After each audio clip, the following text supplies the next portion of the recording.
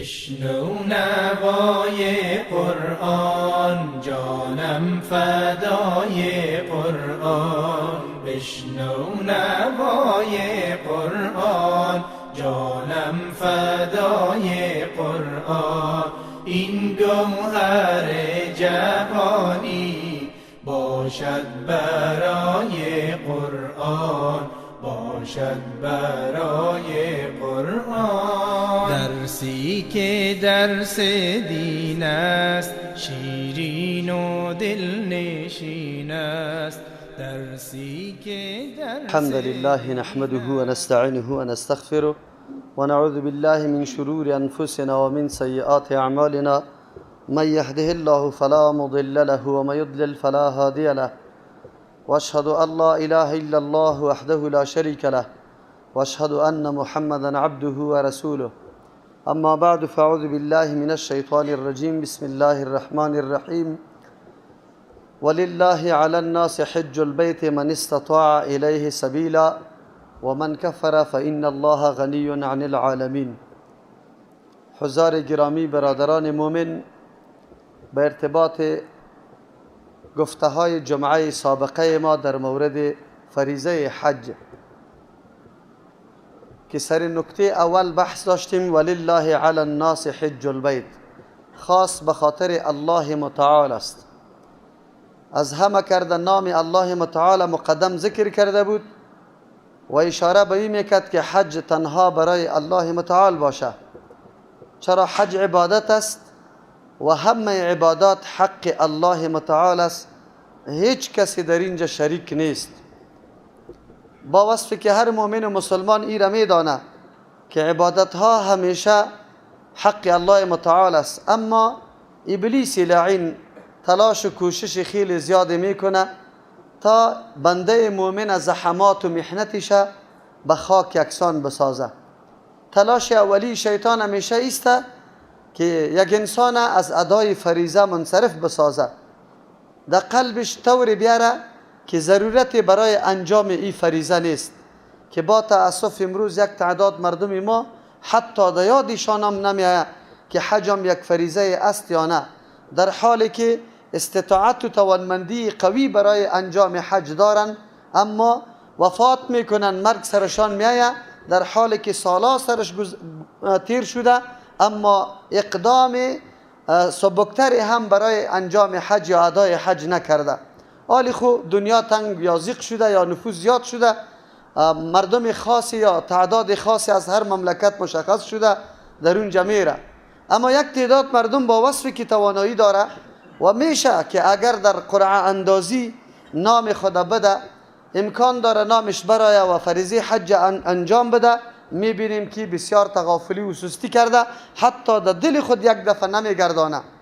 در افغانستان ما تصور غلط یا نادرست دیگری وجود داره، گرچه این تصور تقریبا کم کم کاهش پیدا کرده. تا که یک کسی در ریش سفیدی نرسیده باشه او در حج نمیره، فکر میکنه که حج فقط فرض بالای ریش سفید است، جوان حج کردن نمیتونه و اکثر اینمی حج پس انداختن حتی در زمان ریش سفیدی ایام به تصور نادرست و یک عقیده غلط دیگه.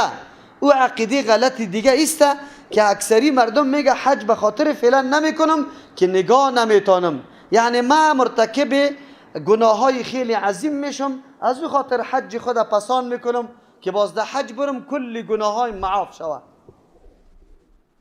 عذر گناه بدتر از گناه. این نمود تصور نادرستی است که امروز جامعه ما امی عقیده را داره. زمانی به یک شخصی میگیریش بگذار، میگه والا باز این را نگاه نمیتونم. یک انسانی که از ابتدا نیت و اراده از این را داشته باشه که ما دینمی عمری که پیش رو دارم فقط قصد از این را کردم، اراده از این را کردم که ما گناه عظیم انجام میدم، از امو خاطر حج نمیکنم به خاطر که نگاه نمیتونم، ریش گذاشته نمیگذارم به خاطر که نگاه نمیتونم. اینی موضوعاتی است که یقینا ابلیس لعین چقدر کار کرده، در ذهن مردم چی گپاره انداخته، سعی کنه به شیوهی که او خود در اینجا بری فکر میکنه امی عذر برای خود معقول فکر میکنه که این عذر معقول است و این را یکی از جمله شاخه های دینداری خود تلقی میکنه، حالان که این جنایت بزرگ است. تو از ابتدا و از الحال در صددی عزیزی که باید گناه بکنی، با این خاطر تو حج نمی کنی، حالان که انجام فریضه حج این قوت طلب داره. چرا در حج بعضی مراسمی است ازدحام و انبویی خیلی زیاد است، چیزی سفری داره، انجام مراسم یک نوع قوت می طلبه. از امو خاطر است که اکثر ریش سفیدای ما میره حج به طور کامل به سر رسانده نمیتونه، بلکه این را خب بگذار شما باور به الله بکنه. پیش یک حاجی صاحب که خیلی ضعیف بود رفته بود مردم مانده نباشی، او میگفت که الله مسلمان اوجا نبره. بیچاره از دستی که آزار اذیت دیده بود، چرا که توانمندی نداشت، فکر میکرد که اگر من این دعا را بکنم به مردم این خیلی خوب است که الله متعال مسلمان اوجا نبره. اینی حالت ماست، اینی وضعیت مردم ماست. از او خاطر کسی اقدام برای انجام فریضه در حالت جوانی خود نمیکنه. اکثر در اونجا کسی که در حج رفته میبینه غیر از مردم پاکستان افغانستان که مردم ضعیف که راه گشته نمیتونه، دیگه مردم نمیبینی که ضعیف باشه، دیگه مردم نمیبینی که ریش سفید باشه، کلگی جوان تنومند و همیشه کمک به امرای دیگران میکنه، بوج بالای دیگران نیست. حالت سفر است. در سفر آدم نیاز به بسیار گپا داره، به آب وضو داره، به پخته کردن طعام داره، به رفتن در مسجد حرام در نمازها داره. ریش سفیدای ما غیر از اینجا زندگی کرده می باشه که بیچاره موبایل بلد نیست، عربی را خوبی از او نمیدانه، حتی یک تاکسی را کرایه گرفته نمیتونه. از همون خاطر بیچاره وقتی میره در عماره ها خو کده رویسته، وقتی برش میگه حاجی صاحب در حرم افغانستان خوبی از وقت اقتصادش ضعیف است، عماره را میقدر دور میگیره که او یک ساعته راه باشه، او یام ضعیف است اینقدر پول و مصرف میکنه اما نمازایش در حرم نیست. افسوس است. امی تصور باید در مردم پیدا شود که در حج در کدام ایام در کدام موسم آدم بروه، آدم تنومند باشه. باز فریضه حجی طور یک فریضه است که در عمر یک مرتبه سر انسان فرض است و بار بار به انسان میسر نمیشه. ما در نماز سهو و خطا میشیم که روزی 5 وقت خوانده، روز و شب 5 وقت میخوانیم شه. آیا در یک فریضه که بلد هم نیستی چه قسم میتونی به وجه احسن و درستش تو را انجام بدی؟ ابلیس لعین دینمی طور مواقع کاری خدا میکنه. اول خود تو را منصرف میگردانه که هیچ در توجه تو نباشه که من حج برم یا نرم. در افغانستان همی تصور با تأسف که جا گرفته. گفتم که تا در پیری نرسیده باشه او را هم خیلی اگر بچه کاکا و قوم حرکت بکنه یک نوع غیرت بر پیش میشه، بعد از او اقدام به حج میکنه، وگرنه حج حتی یک فریضه نمیدانه. اینی مشکل ماست که جامعه ما در تاریکی زندگی میکنه، درک نمیکنه که فریضه الله متعال چه قسم ادا شود و کی ادا میشه. از امو خاطر است که الله متعال ولله برای الله هست، کلمه الله نام الله را ذکر میکنه و اول ذکر میکنه. این بسیار تاکید است. عبادت ها همهش برای الله متعال میباشه، اما در حج بسیار ریا و سمعت و شهرت طلبی یک جا شده میتونه. در اینجا سخت آدم خطا شده میتونه. اما مصرف بکو، اما مالت بره، اما وقتت ضایع شوه، اما پس بگردی. در حالی که حج پیغمبر علیه السلام چه قسم توصیف کرده، اما تو پس بگرد ادناترین تغییر یا انقلاب نه در اعمال نامت آمده باشه، نه در حرکاتت، نه در زندگیت، نه در اخلاقت و نه در عقیدت. اینی مشکل است.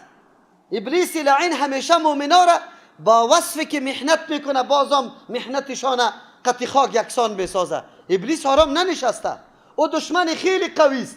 او دشمن است که ما تو دیده نمیتونیم. او دشمنی که در عبادت هم پیش روی ما تو میه. او دشمنی که در رگ رگ خون ما تو جریان داره، حرکت میکنه. چطور مبارزه میکنیم؟ چطور مقابله امید دشمنی که به چشم دیده نمیشه میکنیم؟ بجز ازی که عقیده صحیح توحید الله در قلبت باشه، که هر نوع ریاره و هر نوع سمعته و هر نوع نعوذ بالله مقابله یا سیالی را او طرف بزنی و فقط رضای الله متعال در ذهن و در هدفت موجود باشه. بدون صحت عقیده کسی کار نمیتونه.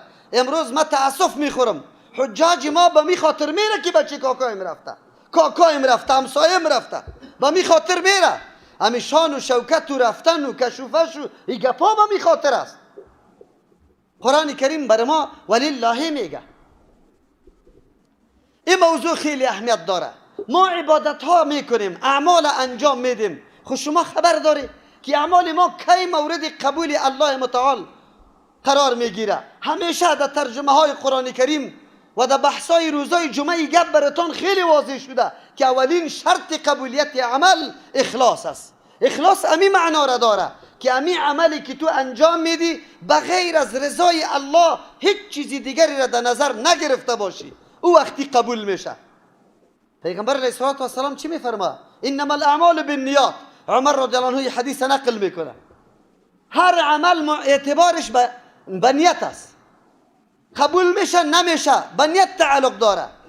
از او خاطر پیغمبر علیه السلام تشریح میکنه، تنها به یک جمله قانونی که پیغمبر بیان کرده اکتفا نمیکنه، باز دوباره میگه و انما لکل امرئ ما نوا. یقینا برای هر شخص امو چیزی به دست حاصل میشه که نیت کرده. بعد از او پیغمبر علیه السلام به خاطری که خوب ذهن نشین شوه تشریح میکنه فمن کانت هجرته الی الله و رسوله فهجرته الی الله و رسوله. کسی که هجرتش امی قانون عمومی که پیغمبر بیان میکنه ایرا در یک عمل جزئی تمثیل میده به خاطر که امتش بدانه. هجرت یک امر خیلی بزرگ بود در او زمان، موقوف علیه برای ایمان بود. اگر یک آدم تمام فرایض انجام میداد اما از مکه هجرت نمیکرد ایمانش قابل قبول نبود. از او خاطر بزرگترین عمل در او زمان هجرت بود. و هجرت گپی عادی نیست. یک آدم مال اولاد خانه جور کرده خود با تمام اسباب و وسایلش بگذاره و بعد از او حرکت بکنه، تحمل 2 ماه را مشقت 2 ماه را در زمین خود بگیره و باز در سرزمین مسافرت بره، باز هم آرام ننشینی، نه اوج زمینداری کن، نه دکانداری، نه تجارت، نه کسب معاش. اونجا فقط مرکز دین تقویت بده. پس بیا باز امرای اقاربت با جنگ رو برو شو. اینطوری هجرت ها گپی عادی نیست. یک هجرت ماست.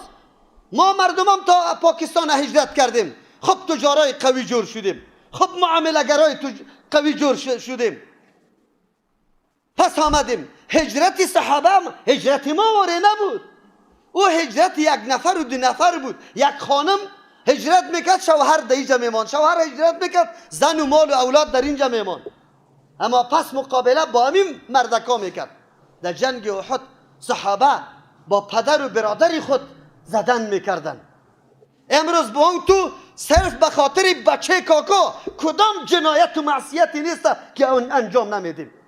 امروز به این خاطر که بچه کاکا این وزیر و فلان است رئیس است باور به الله بکن امو سمت بد گفته نمیتونی بلکه دفاع از او میکنی. مسئله ولا و برا گپی عادی نیست که ما دوستی را با کدام طایفه بکنیم و به خاطر چی بکنیم. امروز مردم به یک طرف ایستاد است. 1 نفر از قومش در یک شاخه وجود داره، کل قوم از او دفاع میکنه، در مقابل اسلام مقابله میکنه. اینطوری ایمان نیست. شما یک دفعه حکایات صحابه را مطالعه بکنید که براتون واضح شود که ایمان انسان در کدام مرحله میرسانه. صحابه پس درگیر به امرای اولاد خود، به امرای برادرای خود بودن. اینطور هجرت، این سفر چقدر عظیم سفر است. اما پیغمبر صلی الله علیه و سلم تفکیک میکنه فمن کانت هجرته الی الله و رسوله فهجرته الی الله و رسوله. کسی که هجرتش به خاطر الله است، به خاطر رضامندی الله، به خاطر نصرت پیغمبرش هجرت میکنه، یقینا هجرت مقبول است. این هجرت قابل قدر است. این هجرت اعتبار داره. چرا؟ علتش موجود است که هجرت برای الله و هجرت برای رسول الله است. و من کانت هجرته الی دنیا یصیبها. کسی که ترک خانه و وطن میکنه اما برای دنیا میرسه برش. شوروی حمله کرد، مردم ما بعضی در سنگرها برآمد، بعضی کوچ خود گرفت، دیگه یاد وطن خودم نکرد. یک تعدادش خو بیخی در ممالک اروپایی و غربی رفت، تا امروزه هم نه نام افغانستان برد و نه در قصهش بود. حتی نماز هم نخوند که یک دعا خو میکرد که یا الله وطن آزاد شوه، امی قدر هم نکرد. بلکه آلی فی الحال از او طرف به ما سوغاتای غلط و نادرسته در این وطن ما آورده. این پیشنا، این طریقه ها، بچه را میبینی به یک ساخته است، دختر را میبینی به دیگه ساخته است، مفکوره غلط، پوچ، بی اساس، نادرسته پس در وطن ما اینجا آورده. این وطن آبیاری کرده توسط مفکوره خود. ما مسلمان ها از این خاطر میگم که ما غافل هستیم، ما هیچ فکر نمی کنیم. کل شبکه های تلویزیونی جور شده، تبلیغات چی را میکنه؟ اسلام برای ما معرفی میکنه، عظمت اسلام، مسئولیت ما را برای ما معرفی میکنه. بجز از فساد اخلاقی، بجز از فساد خانوادگی، بجز از فساد نعوذ بالله نسب، دیگه هیچ کاری نیست. امروز ببینید حالت در کجا روان است. هنوز تعن دیگه هم میگه، یک زن در پارلمان میگه مسئولیت علماست. ما کسی برای ما گفت که یک زن همینطور گفت که علما نیست. ما میگفتم که ای بدبخت، ای زنی بدبخت، تو یک روز تو را والله قسم در مساجد تشریف بردی. خب با تاسف در وطنی تو خب ملت ما مسجد برای زنان نمیمانه، با زنان اجازه نماز نمیده، تعلیم نمیده. ما از کی گله کنیم؟ با کی برویم؟ تو یک دفعه در درس قرآن بشی، و جای از اینکه دهنی بادارای سعی کرده رایستی که چی فرمان برات میده، با فرمان و هدایات الله متعال گوش بگی. در این وطنی گپ شده تو خبر نداری، کلی عمرت در اونجا تیر کردی، تو غیر از فحاشی دیگه کار ندیدی.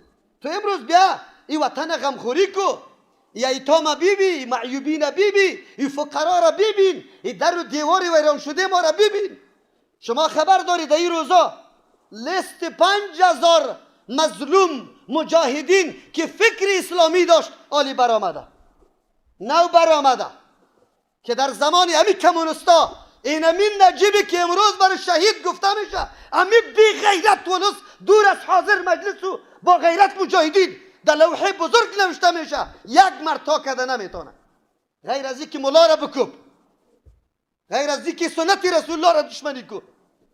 همین رئیس خاتمی نجیب بود.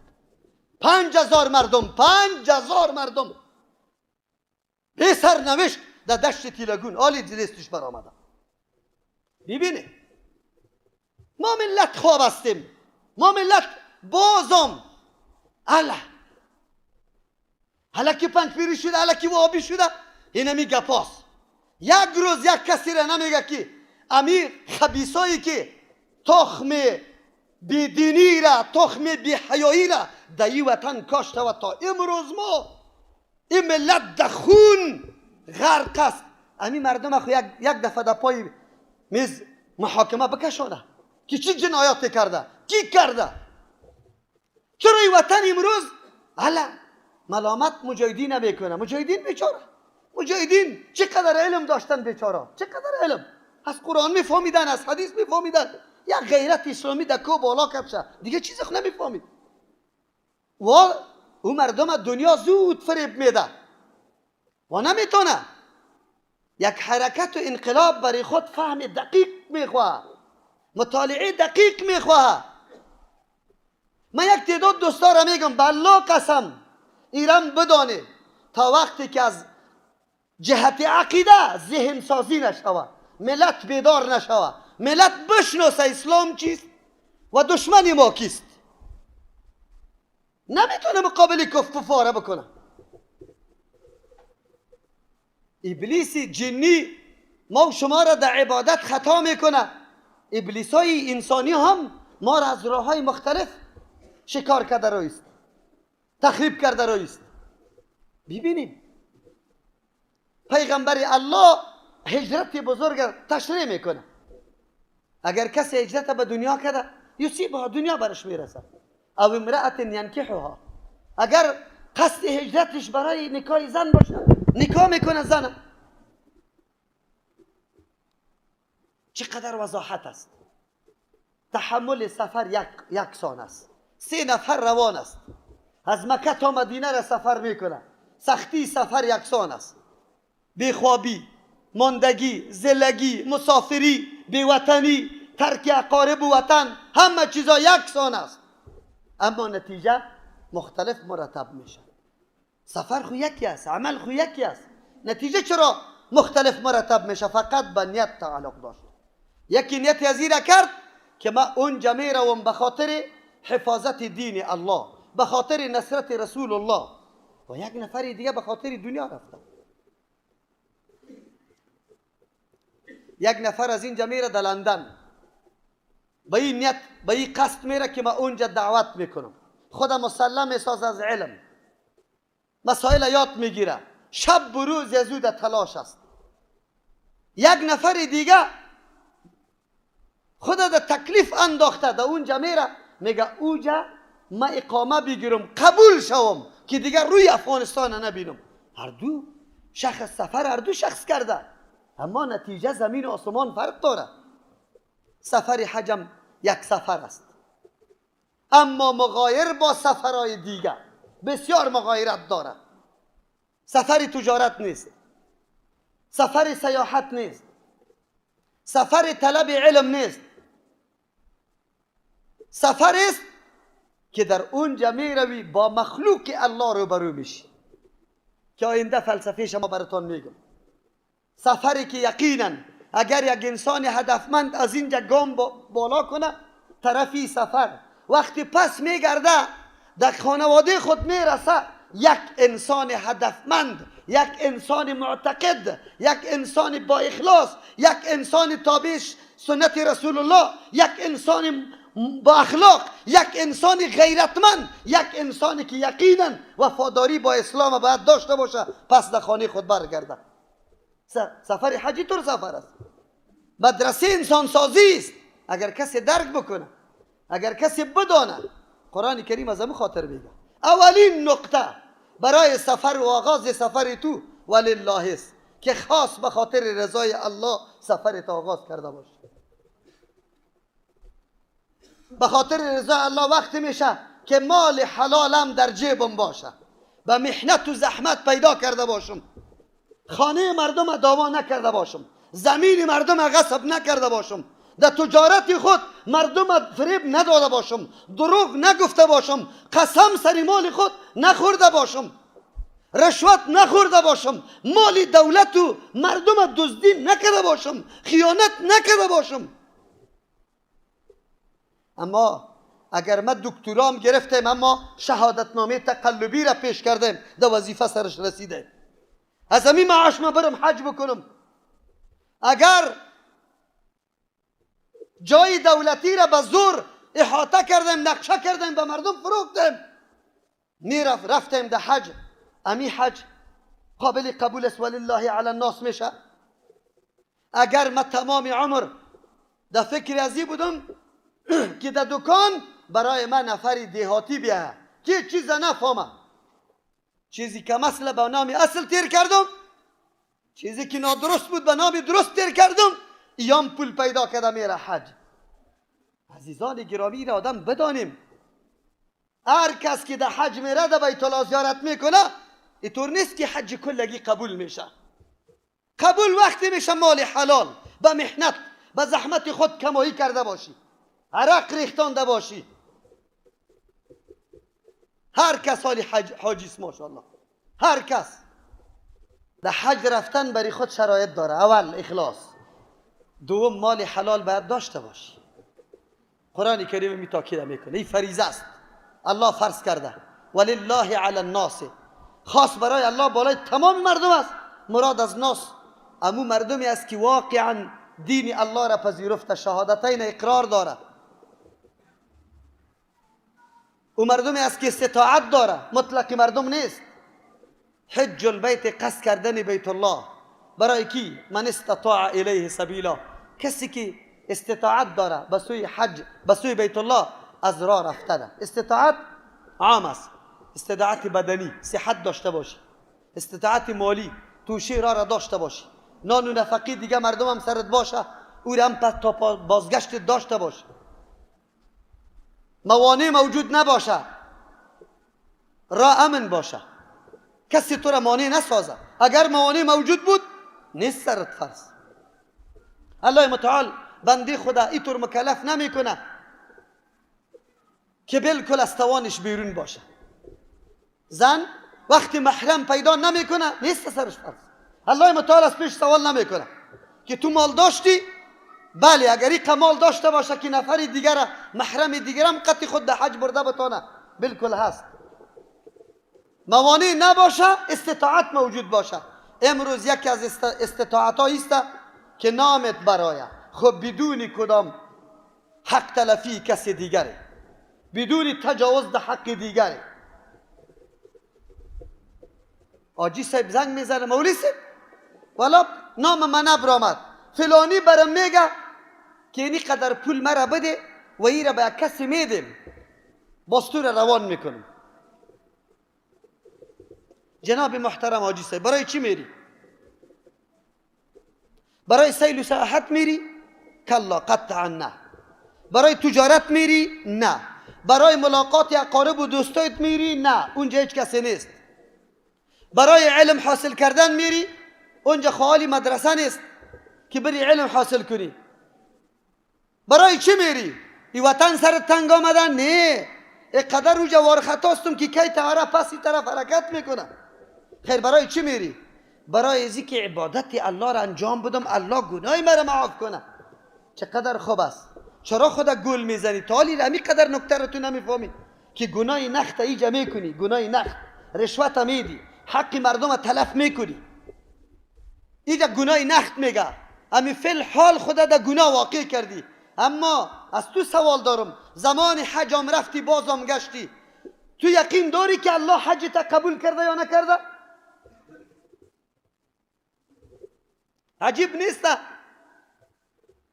تأسف است ادارات ما هم کارا را طوری تنظیم میکنه که به مردم راه رشوت برابر شود.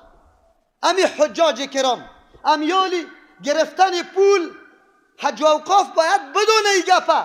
این پول که تو در بانک تسلیم کرده ای، این بانک کلش از سود است. سری پول حاجا 1 سال 2 سال کاری سود انجام داده.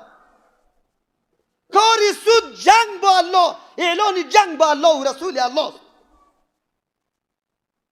این دولت چه قسم اسلامی دولت میگه خدا؟ چه قسم تنظیم میکنه؟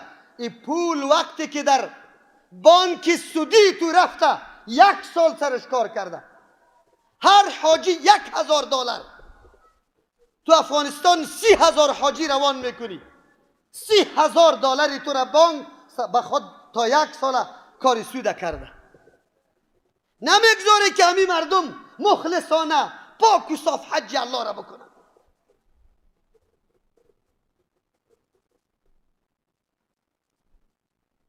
یک کسی آواز بلند نکرده، نه حاجی، نه پارلمان، نه مولا، نه عالم. یک ورق احتجاج هم موجه پیش نمیشه که این حج فرض است، عبادت الله است. در عبادت الله ما کمک به بانکای سودی کفری بکنه؟ در روزی که من داخله میکنم ضرورت به تسلیم پولم میشه، باید تو پول اخذ بکنی. تالی را کسی آوازم بلند نکرده. بگذاری را معلمین و مامورین ما بانک معاشایش مکمل از طریق بانک شد.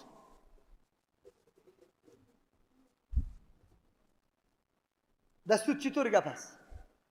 در مسئله سود گرندش، کاتبش، شاهدش که محض پیردار در بانک سود است، در اوجه شریک است. پیردار دیگه شخو چی میکنه؟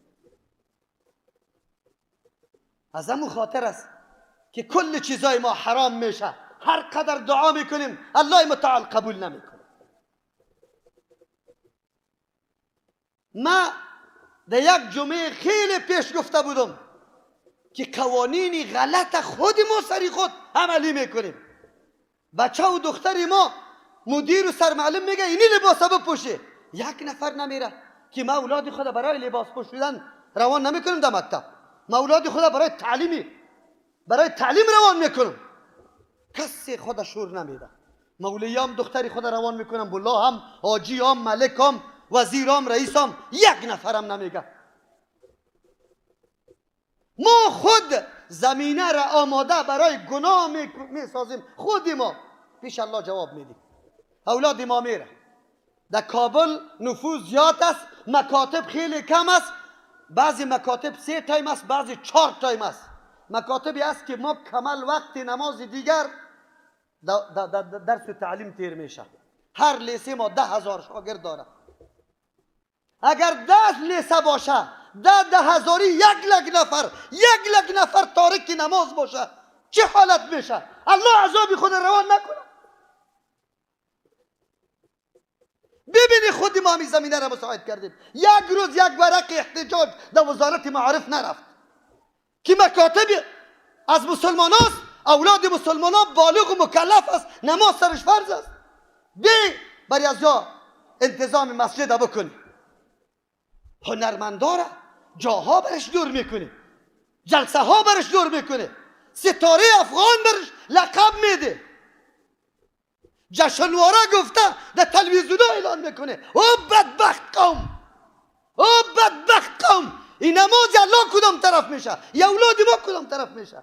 یک نفر نیست، یک نفر.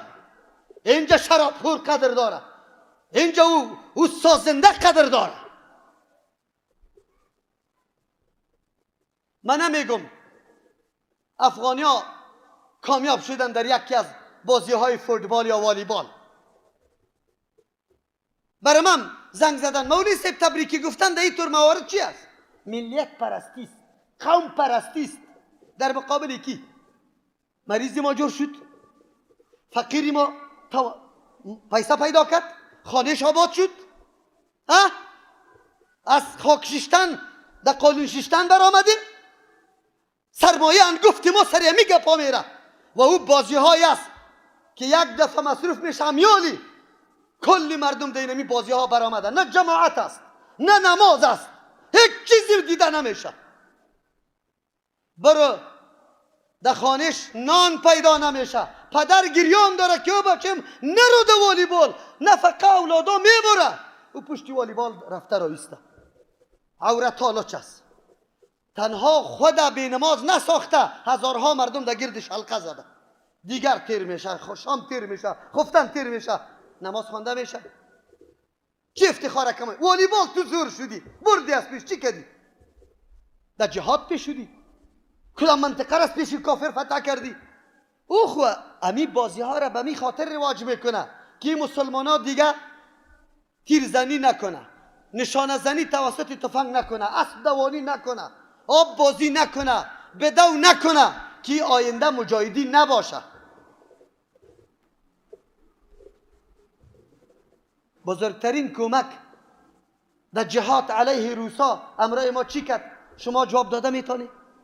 مردم شکاری بودیم افغانستان، در هر خانه تفنگ چکمکی چره‌ای موجود بود. مرمی کلاشینکوف فایر میشد، در فرق سر روسی میخورد، وگرنه کجا داشتیم مرمی؟ تو از اون نسلت که آینده بیایه تفنگ دایش بدی که در پیش روی خود نفر زده میتونه یا نمیتونه؟ این بازی ها برای ما چی فایده؟ حالا چی فایده کرد؟ چند نفر کشته شد، 100 نفر زخمی اعلان شد، در بازار رفتن نماز خوندن. همین مردمی که خیز میزدن که دولت قهرمانی برش میده، در هر جای معاشا برش میده. همین جنابایی که اعلان میکنه شما را به الله قسم، ای جنابی وکیل پارلمان، تو را به الله قسم یک روز به خاطر افتخار کتاب الله، به خاطر افتخار درس حدیث اعلان میکردی که یک ماه معاشمه در فلان مدرسه قرآن داده شود، در فلان مدرسه، در فلان مسجد داده شود. دین چی نمیگه؟ تو را به الله قسم ای وکیل پارلمان به می لباس دینی در مسجد نامدی، کمپاین به می دین نکردی، از طریق دین خود در پارلمان نرساندی، چه خدمتی به دین کردی؟ برای ما بگو. بلای ما در اسقاط خوردن نشستن، 3,000 معاش تو برش میدی از حج و اوقاف، مستغنی کشه. مولا را مستغنی کو که در سر منبر حق بگوید، نه از بی نماز بترسه، نه از قمارباز. چیزی که حق است او را واضح کنه نیست. ما از کی گله بکنیم؟ از ملت گله بکنیم از حکومت؟ از کدامش؟ جوانای ما البته فکر میکنه که این ما در بازار برآمدیم، ها اوی چی کده؟ چی در دست آورده؟ و می اتم جور کرده؟ کدام اسلحه جدید جور کرده؟ کدام فابریکه اختراع کرده؟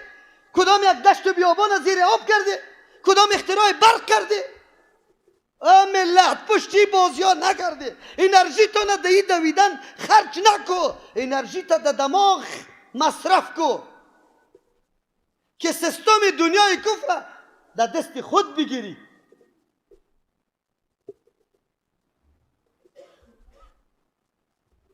ما چی بکنیم؟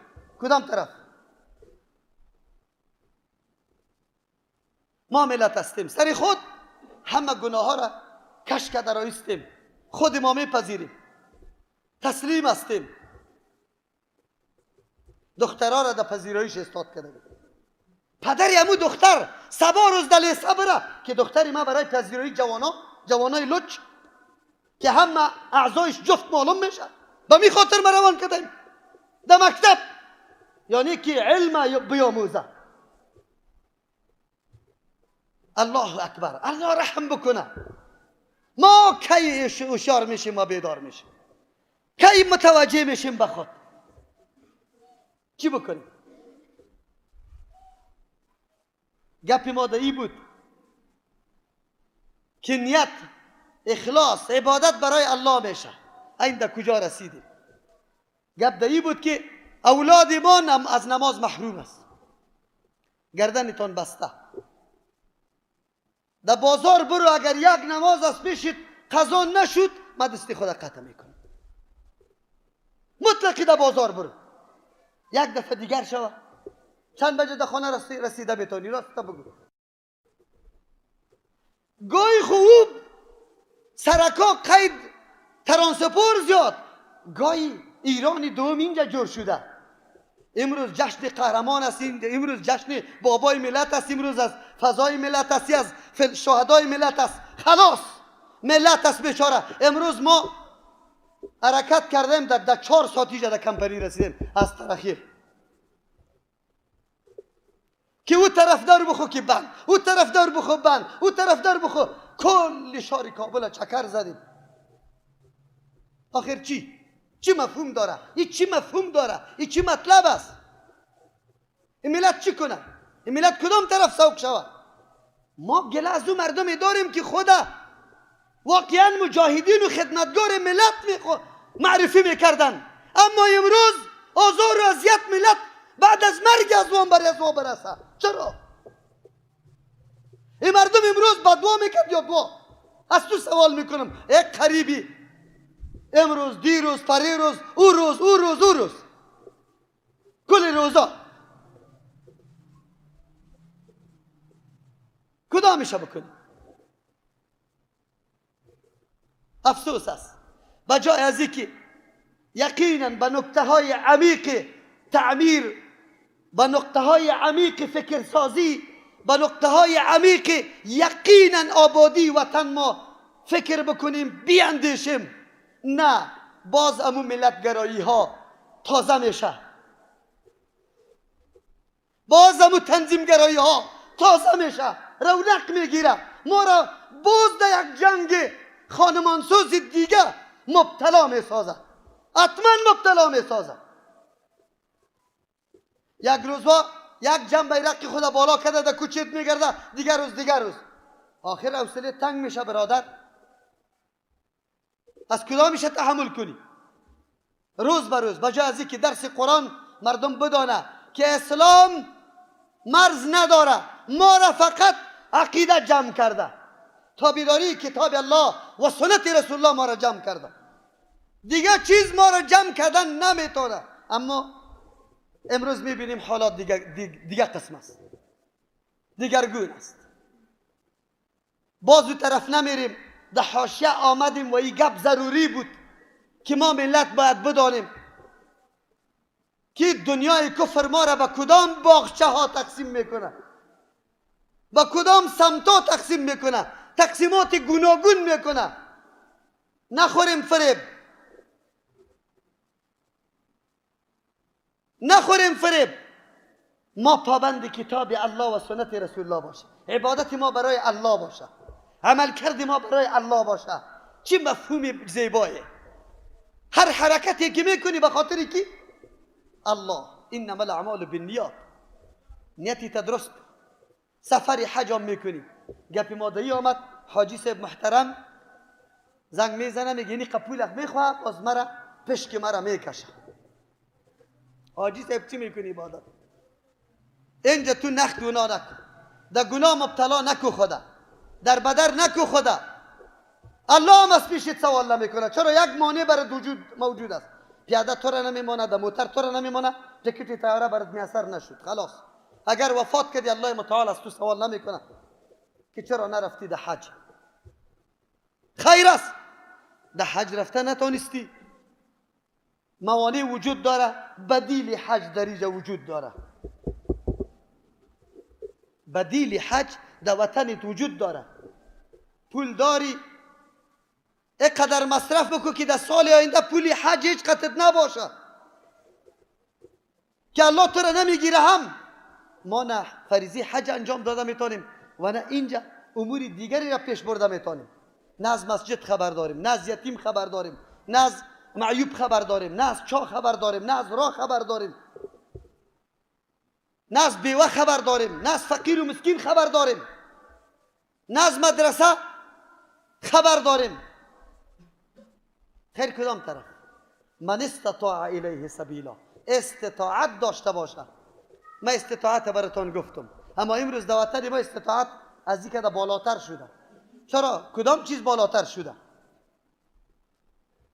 پس که میاین گو میکشه، پس که میاین ختم میگیره، پس که میاین 2000 جای نماز میده، پس که میاین 10,000 تسبیح میده. جناب حاجی صاحب محترم، این تسبیح چی هستی؟ دانه ها. این دانه ها حالی شمار کردن است. کارخانه چین در حرکت نبیار. این پول زیادی تا در کارخانه چین تسلیم نکو. ما مسلمان ها هیچ ضرورت نداریم به شمار کردن تسبیح ها. الله انگشتا بر ما داده، بنداره مشخص کرده. هر انگشت ما 3 بنداره. از اینجا شروع میکنم پس میایم ایره دوباره میکنم 33 دفعه جور میشه. برو اگر من میره نتونستم افغانستانی طور مملکت کوهستانی و ریگستانی است که هر جای بری بگوی 1 میلیون ریگ جمع کرده بیتونی. هیچ کار نداریم. باقولی داریم، دانای باقولی رو شمار میکنیم. سنجد داریم، دانای سنجد میگیریم. حتی در تارم همینطور یکی به دیگه پیوست میکنیم. چی ضرورت داریم؟ ریش سفیدای ما در مسجد بوی میده، سندرست است. چی سندرست؟ سندرست چی ما؟ عجیب است. شما باور به الله بکنید گاهی گاهی گریانی ما میاد. بجای از اینکه ذکر الله را قرآن بخوانند شرطا زده میشه. او میگه از ما سندرست است، او میگه از ما، او دیگهش میگه از ما شوبین است. عجیب گپاست. حالات سی وطن است. این کدام طرف میره؟ یه عقل، این هوش کدام طرف سفر میکنه؟ یک گوجی میره 20 نفر قارب و مردم هوشیار داره، دانشمند داره. آجی او طرف رفته بیچاره، اقاربش امروز تمام روز دمنده. خیرت است. این پوره نشده، این پوره نشده، این پوره، این کالا گرفته شو، این دسمالک گرفته شو، این خرما را بیاریم. او مردم یک آب زمزم ثابت است در سنت. آجی صاحب یک گلاس آب زمزم بیاره در یک بیلر خالی کنه، کلگی را بده، بالکل درست است، تکلیف هم نکشه. پیغمبر آمد اول در مسجد می نشست، مردم مونده نباشی میکنه، نه چای بود نه نان. چرا این تکلفات کرده؟ با مردم بندار جور کرده.